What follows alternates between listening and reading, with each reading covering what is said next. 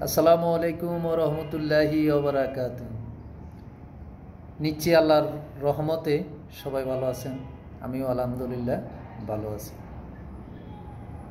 15ই August এই দিনে আমরা অফিস আদালত বন্ধ পাইতাম, সবাই অফিস টফিস বন্ধ থাকতো। আমরা কি করতাম, কোথায় কোন জায়গা বিরিয়ানি দিত সেই অপেক্ষা থাকতাম। পাড়া মহল্লা গ্রামগঞ্জে বিরিয়ানির প্যাকেট নিয়ে আজকে কি টানা হেঁচড়া হইতো। কোথায় গেল সেই দিন? আজকে আর সেই দিন নাই, ছুটি বাতিল। 15ই আগস্ট আমরা অফিস আদালত করতেছি, অফিসে কাজকর্ম করতেছি। রাস্তাঘাট ঢাকা শহরে মোটামুটি একটু ফাঁকা, তেমন কোনো যানজট নাই, কোনো কিছু নাই। এই হলো অবস্থা।